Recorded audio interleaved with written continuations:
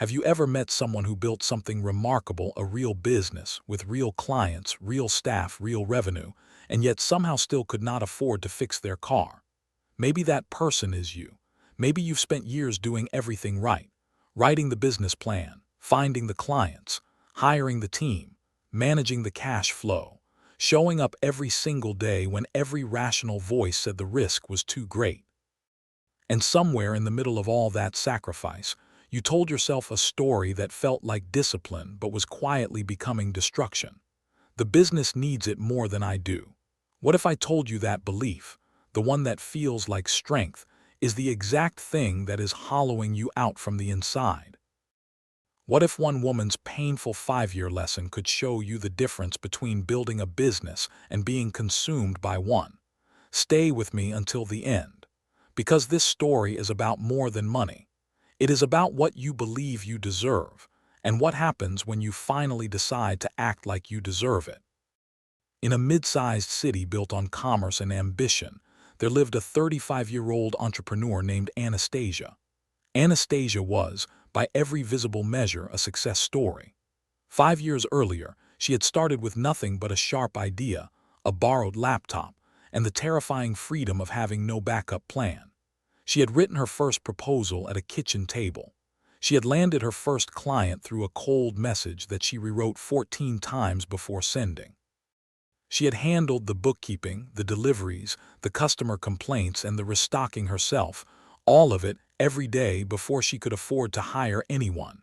And now, 6 employees, a commercial space with her name above the door, a client list she once kept pinned to a dream board on her wall, revenue that had grown every year, an Instagram feed that told the story in the most flattering light, all milestones and momentum, and the language of a woman who had figured it out. People in her circle called her an inspiration. Her accountant called her every quarter with numbers that trended upward. Her employees called her a great boss. Anastasia called herself exhausted, but only when no one was listening. Because the truth that lived behind the curated feed and the upward charts was this: in 5 years of building a business that paid everyone around her, Anastasia had never once paid herself properly. Not a salary, not a consistent one, not something she could actually plan her life around. Every month after the staff wages, the vendor invoices, the rent, the utilities, the subscriptions, the unexpected costs that appear in every business like weather, she would open her personal account, look at the number, and feel the particular shame of a successful woman who could not afford a new pair of shoes without thinking twice. She told herself it was temporary. She told herself she was being smart, that every founder eats last, that reinvestment is discipline, that the payday was coming. She had been telling herself that for 5 years. The breaking point came on a Friday afternoon in November. It was payroll day. Anastasia sat at her desk, opened the banking portal, and processed the transfers one by one. Her operations manager, her 2 senior staff, the part-time bookkeeper, the delivery coordinator, the junior she had just promoted whose raise she had approved without hesitation because the person had earned it. 6 transfers, each one accurate, on time, non-negotiable. She closed the portal, picked up her coffee, and sat very still, because she had just paid 6 people to show up for her dream, and not one of those transfers had her name on it. She went home that evening and did something she had not done in years. She opened a spreadsheet, not for the business but for herself. She went back through 60 months of personal finances and tracked, honestly, what she had actually taken out of the company she had built with her own hands. The number was staggering, not because it was large, because it was so small. She had paid herself less over 5 years than she was currently paying her least senior employee to work 4 days a week. Her savings were thinner now than the day she had launched the business. Her personal debt, the credit card she had used to bridge the gaps, the loan she had quietly extended twice, had grown while the business grew. She was driving a car that needed work she kept postponing. She had not taken a proper holiday in 3 years. She had told herself all of it was investment. All of it was strategy. Looking at that spreadsheet in the dark of her apartment, she could no longer call it strategy. She had been subsidizing her own business with her personal financial future, and the business had taken everything she offered without once asking if she was okay. She closed the laptop and sat in the silence for a long time. Then she called her accountant and said 4 words she had never said in 5 years of building. "I need a salary." Her accountant did not seem surprised. "I've been waiting for this call," he said. That landed harder than anything else that week. Her own accountant, the person who had seen every number every quarter for 5 years, had been waiting, had seen it coming, and had never said a word because she had never asked. She asked now, "Why didn't you bring it up?" He paused, because most founders interpret it as criticism. They hear "pay yourself" and think I'm saying the business isn't strong enough. But that's the wrong way to read it. The business is strong. You are the thing that isn't being maintained. She wrote that down. You are the thing that isn't being maintained. She thought about how she treated the business, the rigor with which she managed its cash flow, forecast its needs, protected its reserves, planned for its continuity. She had a replacement plan for every key employee. She had an emergency fund for operational disruptions. She had insurance against equipment failure. She had nothing for herself. No emergency fund. No retirement contributions. No plan for what happened if she got sick or burned out or simply needed to stop for 6 months and breathe. She had built a business that could survive without her for a week. But she, the person who built it, could not survive without it for a month. She had been treating herself as optional in her own enterprise, as overhead to be minimized, as the one expense that could always wait. And in doing so, she had not been noble. She had been foolish. The sacrifice she had called discipline was not protecting the business. It was undermining the one person the business could not function without. The following Monday, Anastasia drove to visit her Aunt Clara, the woman who had given her the first loan to launch the business, and who had spent 30 years running her own small enterprise before retiring. They sat at the kitchen table with tea, and Anastasia told her everything. The payroll Friday, the spreadsheet, the 5 years, the number that was smaller than her least senior employee's annual take. Her aunt listened without flinching. When Anastasia finished, Clara stood up, went to a drawer, and came back with 2 envelopes. She placed them on the table side by side. "When I started," she said, "a mentor gave me these. I've kept them ever since." The first envelope was labeled "The Business." Inside, a simple expense ledger: rent, wages, inventory, utilities. Everything that kept the operation running. The second envelope was labeled "The Owner." Inside, one line, a fixed monthly amount circled in red ink, not large but fixed, dated, recurring. "My mentor told me," Clara said, "that the business is the vehicle, but you, the person with the vision, the one taking the risk, the one who shows up when it's hard, you are the engine. And you cannot run an engine on fumes and expect the vehicle to go anywhere worth going." She tapped the second envelope. Most entrepreneurs fund the vehicle perfectly and starve the engine. They think the sacrifice is noble. It isn't. It is just destruction with better branding. She looked at Anastasia steadily. "You are an employee of your own business, the most important one. And you have been working for free for 5 years. That does not make you dedicated. It makes you a founder who does not believe her own labor has value. And if you don't believe it, your business will keep agreeing with you."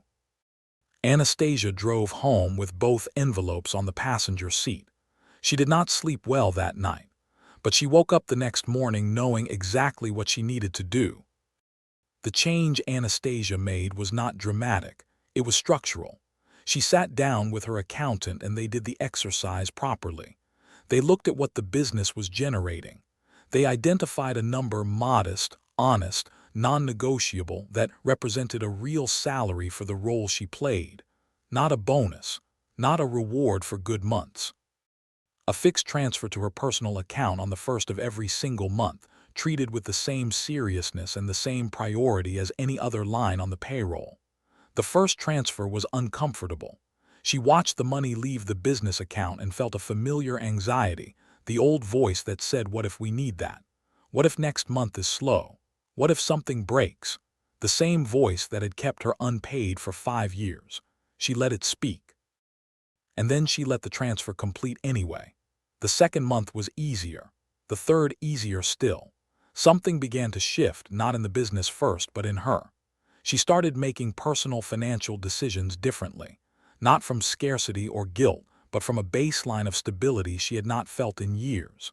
She opened a savings account that was hers alone, not the business emergency fund, not the operational reserve, but her personal financial foundation.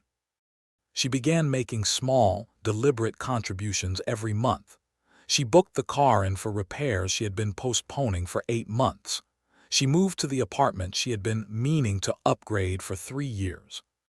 She took 4 days off, a proper pause, phone mostly down, and came back to the business with a quality of attention she had not been able to access in a very long time. And then something happened she had not predicted. The business did not suffer. It grew. Not in spite of her paying herself, but she became increasingly convinced, partly because of it. Because the version of her that arrived at the office now was not running on borrowed energy and suppressed resentment. She was calmer in difficult conversations, more patient with her team, clearer in her decisions, more willing to say no to clients whose work drained more than it contributed, because she was no longer so financially desperate that she had to say yes to everything. She had been telling herself for 5 years that the business needed the money more than she did. What the business had actually needed, the whole time, was a founder who felt whole enough to lead it well. 8 months after that first transfer, Anastasia was approached about a significant partnership opportunity, a larger company looking to work with a proven operator in her space. The conversation moved quickly to the financials. The other party wanted to see how the business was structured, what the founder drew, how the personal and business finances were separated, whether the operation could function without the founder being available every day. Anastasia handed over the documentation without hesitation. A year earlier, she would have done so with shame, with explanations and apologies and the need to justify a founder salary that barely existed. Now she handed it over with the clean confidence of someone whose books were honest. The partner reviewed the numbers, then looked up. "This is well run," she said. "A lot of founders at your stage are still subsidizing the business from their personal finances without realizing it. Yours is clean. The owner compensation is structured. That tells me you understand the difference between the business and yourself." The partnership went ahead. At the signing dinner, Anastasia called her accountant from the car park. "You told me 8 months ago that I was the thing that wasn't being maintained," she said. "I remember," he said. "I want you to know that was the most useful sentence anyone has said to me in 5 years of building this." She heard him smile through the phone. "Better late than never," he said. "Most people never make the call." That night, alone in her apartment, the one she had finally allowed herself to move into, Anastasia sat with a glass of wine and her laptop, and did something she had not done in a very long time. She looked at her personal bank account without bracing herself. The number was not enormous. She was not wealthy by any grand measure, but it was hers. It was stable. It was the result of 8 months of treating her own labor with the same seriousness she had always given everyone else's. She thought about the 5 years before, the payroll Fridays, the spreadsheet in the dark, the way she had called sacrifice by the name of strategy for so long that she had stopped being able to tell the difference. She thought about her aunt's 2 envelopes. The business is the vehicle. You are the engine. She had spent 5 years perfecting a vehicle that was running an exhausted, underfueled engine, and she had called it dedication. She had posted about it. She had worn it like a badge. She understood now that the badge had been covering a wound. The most dangerous lie in entrepreneurship is not that success is easy. It is that suffering is noble, that the founder who eats last is the founder who earns the most respect. That paying yourself is something you do after the empire is built, rather than the very act that makes building it sustainable. She closed the laptop. For the first time in 5 years, she felt like the business was working for her, rather than the other way around. "My friend," Anastasia's story is not just about payroll or cash flow or accounting structure. It is about something every entrepreneur faces and most never say out loud. We live in a culture that glorifies the founder who sacrifices everything. The hustle narrative tells you that putting yourself last is how you prove you're serious, that taking a salary too early is a sign of weakness, that the real entrepreneurs eat ramen while their business grows, and the payday comes later, and the suffering is the initiation. Here is what that narrative gets wrong.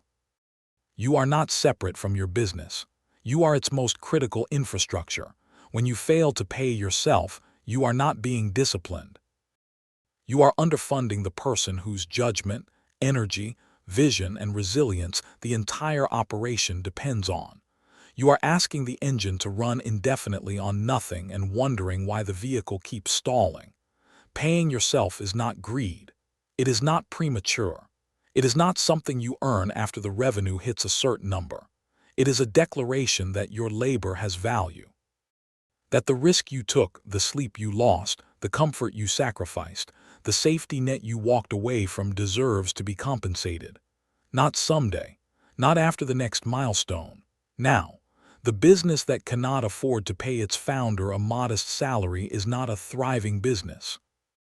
It is a system that has quietly learned to run on the founder's personal financial future, and that debt, unlike a business loan, never shows up on the balance sheet until the founder breaks.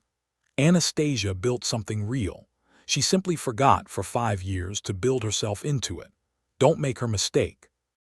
Here is your challenge, the same reckoning Anastasia had to face on a Friday afternoon with a closed laptop and an honest spreadsheet. First, this week, open a document and track what you have actually paid yourself over the last 12 months. Not what you planned to, not what you told yourself you would. What you actually transferred to your personal account consistently as compensation for your role. Look at that number honestly. If it makes you uncomfortable, that discomfort is information. Second, have the conversation with your accountant or financial advisor that you have been postponing. Not about the business's taxes or the quarterly projections. About you. About what a real, structured, non-negotiable owner's salary looks like for someone operating at your level. Get a number. Write it down. Put your own name on the payroll. Third, make the first transfer this month. Not when revenue hits the next milestone. Not after the next hire is settled. This month. Treat it with the same seriousness you give every other obligation on the payroll, because you are not less important than the people you hired. You are the reason they have jobs at all. You cannot build a lasting empire on an empty foundation. If this story moved you, if you recognized yourself in Anastasia's Friday afternoon moment, share it with someone who is building something and still hasn't put their own name on the payroll. Sometimes the most important business advice is the most personal kind. Leave a like and tell me in the comments, what is the story you've been telling yourself about why you can't pay yourself yet? I'd love to hear it and challenge it. Subscribe for more stories that help you build not just a better business, but a better life inside of it. Remember, the empire you are building was always meant to serve you, not consume you. Put your name on the list and make sure it's at the top. Build with intention. Lead from stability. And never forget that the most important investment you can make in your business is taking care of the person running it.